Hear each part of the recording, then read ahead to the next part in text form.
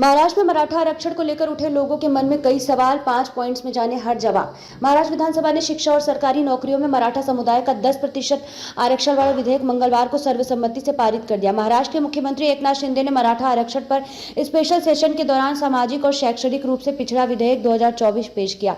विधेयक में यह भी प्रस्ताव किया गया कि एक बार आरक्षण लागू हो जाने पर 10 साल बाद इसकी समीक्षा की जा सकती है। मराठा आरक्षण कार्यकर्ता मनोज जारांगे 10 फरवरी से भूख हड़ताल पर बैठे हैं और उन्होंने मांग की थी कि इस मुद्दे पर एक विशेष सत्र बुलाया जाए। सरकार ने हाल ही में एक ड्राफ्ट नोटिफिकेशन जारी की थी जिसमें कहा गया कि अगर किसी भी मराठा व्यक्ति के पास यह दिखाने के लिए दस्तावेजी सबूत है कि वह कृषक कुनबी समुदाय से है तो उस व्यक्ति के रक्त संबंधियों को भी कुनबी जाति प्रमाण पत्र मिलेगा। कुनबी समुदाय ओबीसी श्रेणी में आता है और जारांगे मांग कर रहे थे कि सभी मराठा को कुनबी प्रमाण पत्र जारी किया जाए। महाराष्ट्र में वैसे देखा जाए तो 62% आरक्षण है, लेकिन अगर इसे में ईवीएस अर्थात सामान्य वर्ग को आर्थिक पिछड़ेपन के आधार पर मिलने वाले 10% आरक्षण को हटा दे तो 52% आरक्षण है। मराठों को मिलने वाले 10% आरक्षण के साथ यह बढ़कर 62% हो जाएगा। महाराष्ट्र में एससी अर्थात अनुसूचित जाति को 13%, एसटी अर्थात अनुसूचित जनजाति को 7%, ओबीसी यानी पिछड़ा वर्ग को 19%, एसबीसी अर्थात विशेष पिछड़ा वर्ग को 2% और विमुक्त तथा भटक्या जाति के 4 प्रवर्ण मिलाकर 11%। इस तरह कुल मिलाकर 52% आरक्षण मिला हुआ है।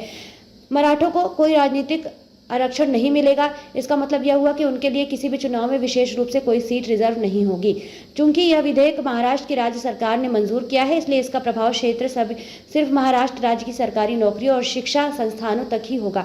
मराठा समाज के सभी विद्यार्थियों और उम्मीदवारों के लिए सरकारी शिक्षा संस्थानों में एडमिशन के लिए और सरकारी नौकरियों में भर्ती के लिए 10% कोटा रिजर्व रहेगा।